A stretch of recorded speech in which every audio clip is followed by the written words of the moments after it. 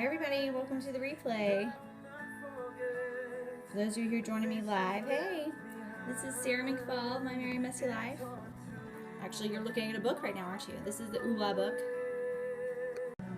Hey guys, how's everybody doing tonight? Oh, Kelly, hey, I see some familiar people.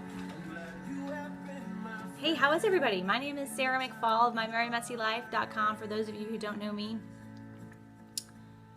I just got back from a weekend in Vegas with the Ula guys. Y'all give me some hearts or tell me yes if you've heard of the Ula guys or Ula. Ula is, this is like basically a motivational speaking company, and they go around, they wrote this book on the 7 key areas of life. Not yet? Okay, well now you have. You can Google Ula. It's a really funny word. At first I thought it was kind of, honestly, I was like, what the heck is that? Like, why would I want to listen to something called Ula? Oh, you just ordered an Ula hat? I got one too. I love their hats. So they call it Ula, like ooh la la la la, like the French say when something is amazing. I lived in France for 2 years, so they do actually say this. It's not a cliche. They actually do say like ooh la la when something's nice. So they kind of came up with this cute way to say when your life is in balance and things are rocking and you're finding joy and peace and love and all of that, that your life is in ooh la balance. It's ooh la la. So that's where they came up with it. But it's written in a very down to earth, you know, very laid back tone. So that's their style. So they came up with 7 key areas of life, and they have these weekends, these intense weekends. They only do them a couple times a year, and they only take 135, 140 people. It's very small, and they do these intense weekends, 2-day seminars, where it's basically personal development, coaching, and kind of counseling, therapy session. And we have these like big notebooks. And so I'm just going to kind of do a couple of periscopes on what we learned this weekend, because it's a whole bunch of information, so I can't even cover it in one scope. But anyway, we kind of went through our lives and kind of evaluated. What we did was evaluate each of the 7 areas of our lives. Thanks for the hearts, guys. And evaluated each of the 7 areas of our lives to see where, if they're in balance or if they're not. And you kind of figure out what you need to work on, and you set 3 goals per area of life, per each area. And I'm going to tell you those areas. See, this is our piece of paper. These are the 7 areas of life. And we set goals, 3 goals each for them. Anyway, so the 7 areas are fitness, finance, family, field, faith, friends, and fun. They made them all F's just to make it cuter and easier to remember. So fitness, finance, family, field, faith, friends, and fun. For you, those of you who are just joining me, I'm Sarah McFall of MyMerryMessyLife.com. I'm a blogger. I'm also a Young Living Gold leader. I'm in network marketing. I have my own business, 2 of my own businesses. So the weekend was just awesome. It really was very intense. And honestly, a lot of the stuff we learned this weekend is stuff I've been learning all summer from like John Maxwell, Darren Hardy, quite a few YouTube videos of just some of the greats, some of the most inspiring people in business and especially in network marketing. And it's really cool because if you start to read all these different people, they all end up having the same message. All these successful people have the same message. The discipline, the work ethic, you have to work through your junk. You have to be your heart has to be open. You can't have walls up built around your heart, built around your emotions. These people have worked on themselves, and that's why they're successful. And sometimes looks like people become successes overnight, but all these people have worked very, very hard to get where they are, and that's what I'm working on. I'm working on developing me and making sure I'm the best person I can be, and then I can be the best mother and wife, and I can also be the best leader to my team and serve my team well. So, those of you who've been following me on Periscope, oh, that's Martha. Hi, Miss Martha. That is awesome. John Maxwell preached at Indian Springs. That's amazing because he's a big time guy. He's very famous. Wow. So that's amazing y'all got him down there. I would love to hear him speak in person. He is an extremely wise man. So yes, if you haven't heard anything, I think I have a John Maxwell book around here somewhere. Anyway, y'all got to see my neck there for a second. Sorry about that. So the ULA guys, so they have 7 positive affirmations to say over the 7 areas of your life. And for those of you who've been following me on Periscope or who are on my Young Living team, you know how important conscious language is to me. That is something I have trained myself to do this year. I was a complainer, a whiner, a griper, and it was really bringing me down. It was bringing my husband down. It was bringing my kid. I was teaching my kids how to whine and complain. And that is something I wanted to break myself of this year. And it sounds awful to say break. That's kind of a negative word, but I did it in a positive way, and I have broken my habit of complaining, and it has honestly radically changed this year for me. I have had a wonderful year because I've chosen to make it that way and see it that way because of gratitude. I replaced complaining with gratitude, and the complaining went away. So one of the things I did was say positive affirmations so that includes Bible verses, quotes that I like, any kind of really empowering positive statement that I needed to overcome. I had to take out those negative tapes and replace them with something positive and powerful. And I would say these things to me. I have this journal, and I wrote them all down in this pretty little journal. And I would say them in the morning and in the evening. And it radically changed my mindset. I have been able to undo a lot of those negative tapes. Now I noticed like this weekend I was traveling. It was a 4-hour plane flight. I had to room with some people I'd never met before. I didn't get good sleep. We were at a casino, so there was smoke everywhere. I don't like cigarette smoke. It was making me feel sick. There were a lot of things I could have complained about. And I found myself starting to complain again because I was tired. I was hungry. If I got hungry because we couldn't find a good restaurant to eat at, I was when I get uncomfortable, when I get tired, the complaining starts to creep back up. So I've noticed that that's my trigger, is when I'm tired and uncomfortable. So that's nice. I recognize that about myself now and know I can work on that. So anyway, that's a little side note. So here are the 7 affirmations. Y'all gonna write these down? Maybe somebody can type them in the comments so that everybody can see them. Okay, so for fitness, this is the area of fitness. Now fitness includes what you put in your body, so what you're eating, and how you're using your body. Yes, knowing your triggers is awesome, isn't it, Kelly? When you know the things that that trip you up, then you'll recognize them as soon as they come around. So now when I'm going to be traveling, I'm going to Orlando in November for another conference for network marketing, and I'll know that, okay, I'm probably going to want to give in to complaining again because I'm going to be tired. It's going to be super busy. There's going to be tons of people, and I'm going to want my space. And I'm not a space kind of person. I love to be around people. So I know the introverted people who go to these things must be like freaking out because they don't get any time to themselves. Anyway, yes, it's great to know your triggers. So for fitness, this is the area of life, what you're putting into your body and how you're using your body.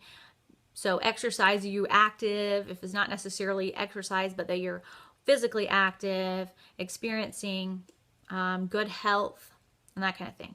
So this is something you can say over yourself. If you don't quite know what you want your goal to be, just start saying this over yourself twice a day, however many times you need to. Or if you hate your body, hate the way you look, hate your weight, want to look different. If you're a woman, probably all of that, right? We always are coming down on ourselves for our bodies. So instead, replace those negative tapes with this: I am fit, healthy, disciplined, and strong. Even if you're not. You may not be fit, healthy, disciplined, or strong. You may be none of the above. It doesn't matter. You say it to yourself morning and night, or whatever works for you. If you need to put it on a piece of paper, put it up on the wall so you see it every day. But you start saying that to yourself. You're going to feel maybe dumb at first. It's going to feel silly, but you're speaking life over yourself. And eventually, the silliness will turn into a habit. And you're going to be noticing that you're walking around, you're standing up straighter, you're looking at yourself in the mirror and going, gosh, my hair is pretty. Oh, I do have pretty eyes. I am fit, healthy, disciplined, and strong. And you'll notice that you'll start to become more disciplined. You'll be able to ignore the donuts and choose the vegetables. You'll be able to be healthier. So I am fit, healthy, disciplined, and strong. That's for fitness. Finance. So this is finances. The biggest one is getting out of debt. That's a lot of people are in debt. So even until you're out of debt, if you're not out of debt, you still say this anyway. I am financially free and living abundantly. Say it to yourself every day. Put it up on the wall until you believe it, until it becomes part of your mentality. It becomes part of you. Family. I am unconditionally, I love this one because as a mom, I need this. I am unconditionally loving, patient, and respectful. All you parents out there, you know how big the word patient is. Yes, thanks for adding that out there, Kelly. I'm financially free and living abundantly. That's right. So family, I am unconditionally loving, patient, and respectful. I am unconditionally loving, patient, and respectful. If you are not patient at all, if you're not respectful, that's okay. You can say this anyway. What you're doing is you're tricking your mind. Our subconscious it takes things literally. Exactly what you say is what your subconscious believes. So if you say to yourself, oh my God, I have so much debt. We cannot afford this. We cannot afford that. We can't do this. We can't do that. We don't have enough money for that. We haven't paid the bill for that. Your subconscious believes we don't have enough money. We are poor. We never have enough. Which if you're a faith-filled person, if you're a God, you're following God, then that's going against what the Bible says. It's going against what we've been told. What the Bible says, that God has provided everything according to our needs. That He gives us what we need, right? So you say it till you believe it. I have everything I need. It may not be as much as the person down the street, but I have everything I need and what I'm supposed to have at this time in your life. If you don't have a whole lot, it may be because you're not ready to have a whole lot yet. So I am unconditionally loving, patient, and respectful. I think I just went back to finance when I said that, didn't I? So that's something I really want to say for myself. I have worked a lot on my patience and I've gotten a lot better with my kids. I'm proud of how hard I've worked to be patient. But I would love to say this over myself just to get back in that, stay in that good place.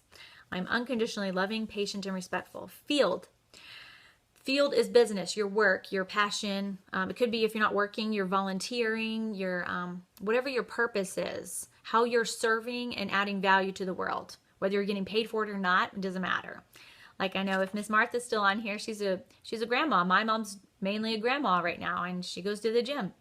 So they still have purpose. They still have a field. They still have something they're giving to the world. They still have value they are offering to the world. So I am pursuing my purpose in life. If you don't feel like you're pursuing your purpose right now, you say this anyway, because it's going to trick your subconscious and it's going to start to think of, oh, how should I be pursuing what is my purpose?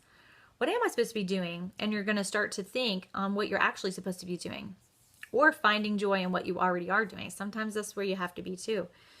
Faith. Okay, so the field was, I am pursuing my purpose in life. Thank you, Kelly. Thank you. Okay, faith. I am grateful, humble, and fully connected. Don't you just love that? I am grateful. All faith, I mean, I really think happiness in general, joy, it comes from gratefulness. That's what I found this past year. I am grateful, humble, and fully connected.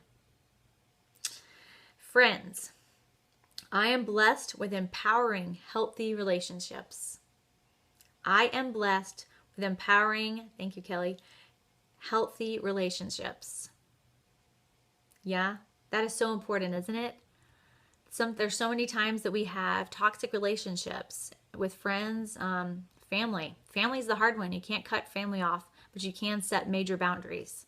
So start thinking of, are you surrounded by people who are uplifting you, who are supportive, very loving? If not, then you need to set boundaries, or you need to evaluate if they need to be, cut out from your life. Depends on your situation. Everybody's different, but toxic relationships are very dangerous. They're toxic. Fun. This is the last one. I am pursuing the joys of life. So fun is definitely an important part. I know I can work really hard and forget to have fun. So I'll go through them again. Fitness. I am fit, healthy, disciplined, and strong. Finance. I am financially free and living abundantly. Family. I am unconditionally loving, patient, and respectful. Thank you, Kelly. Field. I am pursuing my purpose in life. Faith. I am grateful, humble, and fully connected. Friends. I am blessed with empowering, healthy relationships. And fun. I am pursuing the joys of life. So that's my little nugget from the weekend I just had, and I hope over the next week or two I will No, I will. No, I don't hope. I will share with you more little nuggets that I got out of it. I got so much out of it. Again, a lot of it was just confirmation of what I've been doing all summer long. So thankfully it wasn't this gut-wrenching, like, oh, like hard thing to go through, because I've already done a lot of that hard stuff this summer. So it's been really neat. So thank you guys for coming tonight. Appreciate you being here, and keep following me if you want to hear more personal development, self-improvement, leadership type of stuff. Thank you, Kelly, for coming. Thank you. Thank you for all the hearts, everybody. Appreciate the hearts. Again, I'm Sarah of MyMerryMessyLife.com, and I will talk to you soon. Bye.